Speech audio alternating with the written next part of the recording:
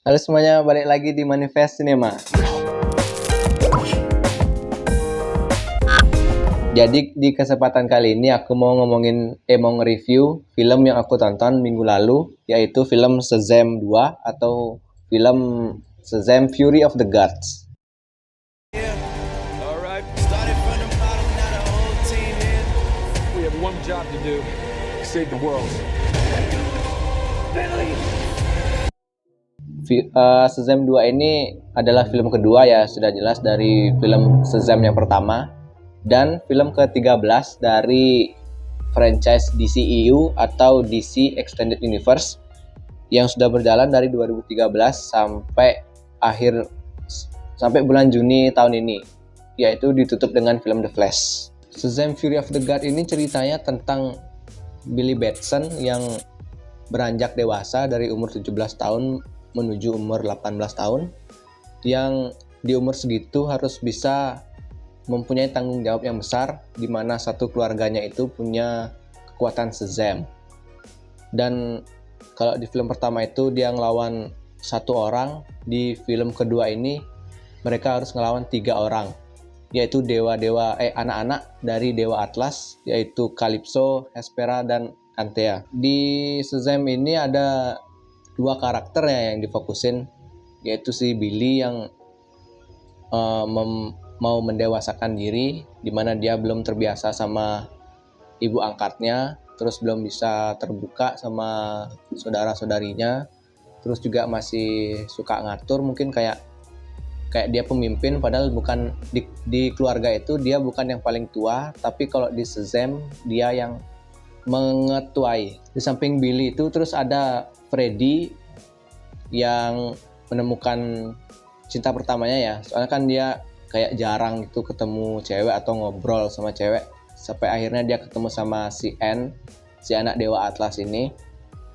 Akhirnya mereka deket, mereka diculik, dibawa ke labirin itu. Di sana mereka kayak dapat screen time lah buat mendalami dramanya, terus mendalamin komedinya. Terus Freddy ketemu si penyihir yang di film pertama, yang itu lucu banget sih. Kalau di film ini nggak kayak yang film pertama ya, yang jokesnya tuh terlalu over.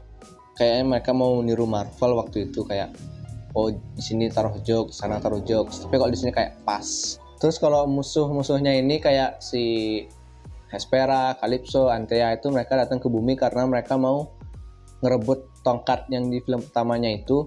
Karena kan di film pertamanya kan itu dipatahin kan sama Billy, karena harusnya kan ada 2 dunia yang nggak harus dipertemukan, kayak alam dewa sama alam manusia. Karena tongkatnya dirusain, akhirnya kayak ada portal yang kebuka gitu, akhirnya mereka bisa ke bumi. Terus mereka mau ngerebut tongkatnya itu lagi, sama mau ngambil biji kehidupan ya, dimana itu ada di ruangan batu, kayak ruang buku gitu di goanya Shazam. Terus karena salah satu dari 3 bersaudara ini, si Calypso ini kayak terobsesi karena melihat manusia itu yang seakan-akan lupa kalau dewa itu masih ada gitu loh.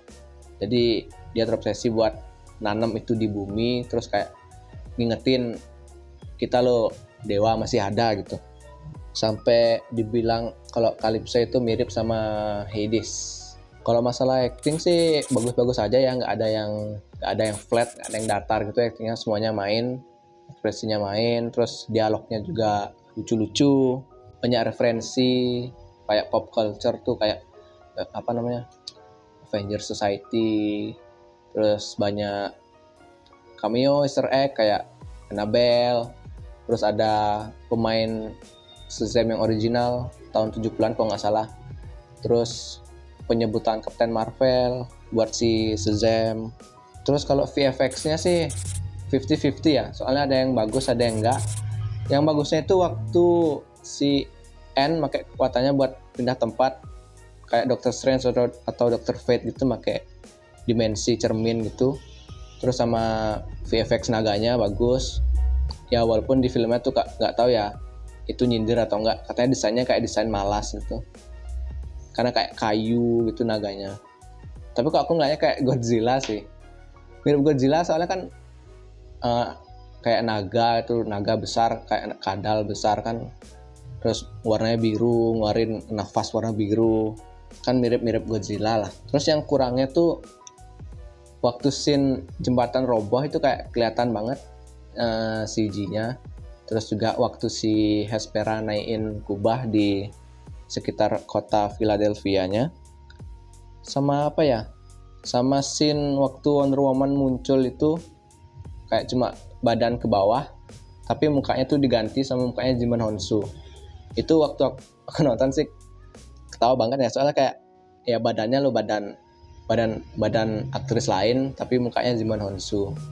Rapi sih mukanya tuh, rapi banget pokoknya.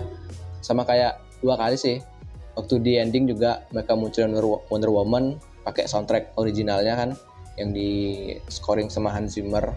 Tapi waktu dibedah di behind the scene-nya ternyata itu bukan Gal Gadot, itu aktris lain, kayak stunt double lah.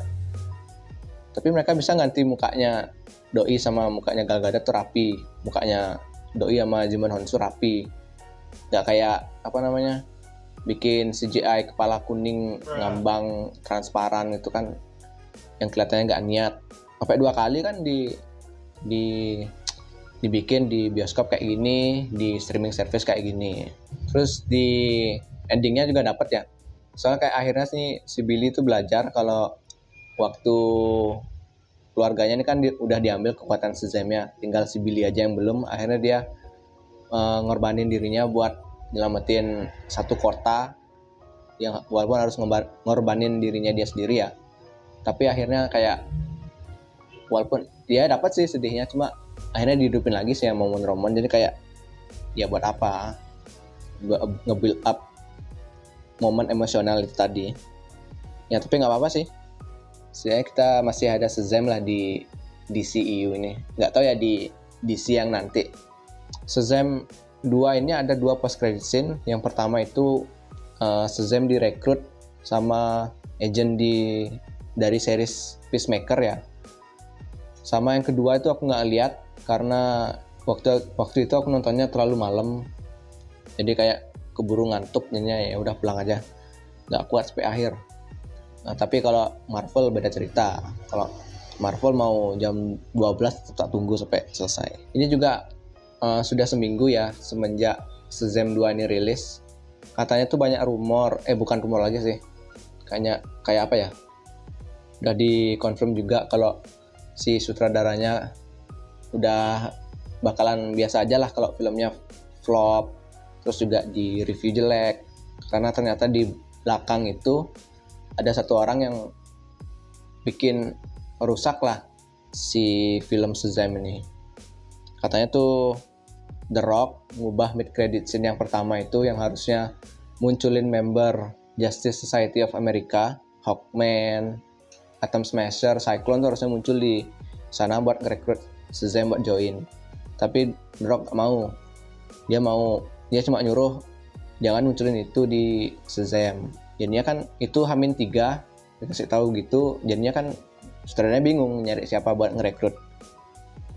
Sama juga di film Black Adam, di mid credit scene-nya tuh mau munculin si Shazam di credit scene-nya, tapi The Rock gak mau. Dia mau munculin Superman, karena dia kan bilang di panelnya DC waktu DC convention itu, hierarchy of DC is about to change kan. Tapi kan dengan caranya The Rock sendiri, dengan egonya dia yang gede itu loh, dia tuh mau DC itu pusatnya di Superman sama di Black Adam. Padahal kan arc nemesisnya Shazam kan Black Adam. Tapi ya gimana lagi kan, orang sudah tua kok egonya gede gitu loh, sampai ngalahin egonya Warner Bros sendiri. Ya semoga, kalau ngeliat dari kasus ini sih ya udahlah, tutup aja lah di CU.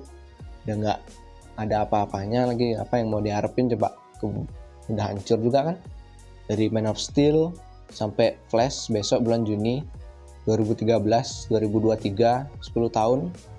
Dari Zack Snyder sampai ini siapa tuh direkturnya It, udah lupa. Ya tunggu aja nanti The Flash-nya kayak gimana. Pasti yang pasti sih bagus ya, karena soalnya kan kemarin si Tom Cruise juga diam-diam diajak nonton The Flash, katanya bagus. Semoga aja bagus beneran. Terus apa lagi ya?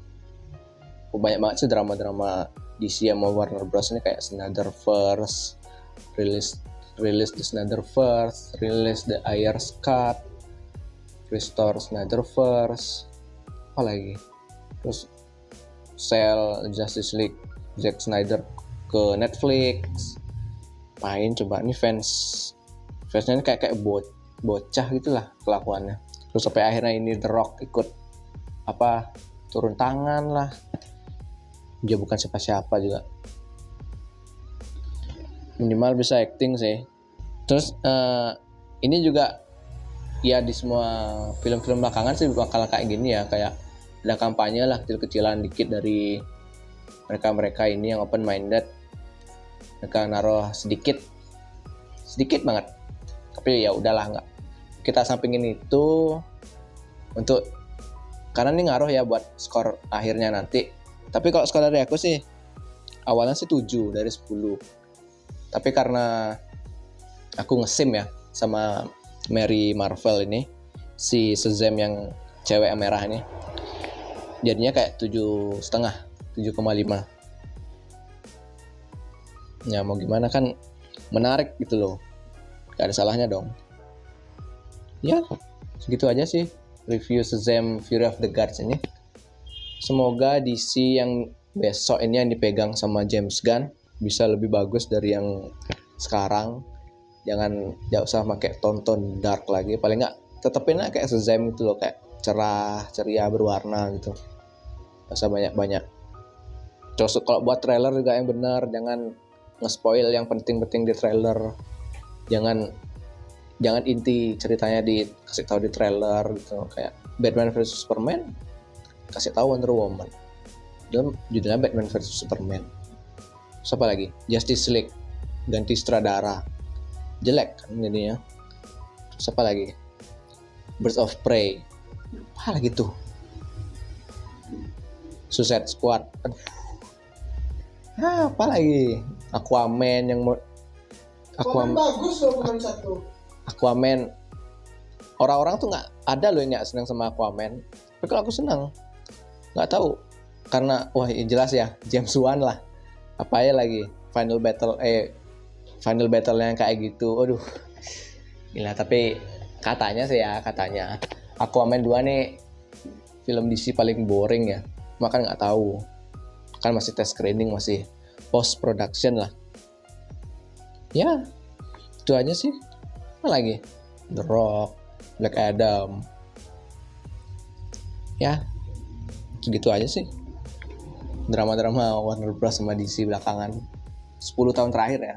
Segitu aja sih dari aku buat Shazam Fury of the God. Jangan lupa juga nonton review Suzume yang nggak tahu bakal mana upload duluan. Terus jangan lupa di like ya, terus di komen, share buat keluarga Shazammu kalau keluarganya lengkap, atau mungkin kalian keluarga angkat. Terus apa lagi ya?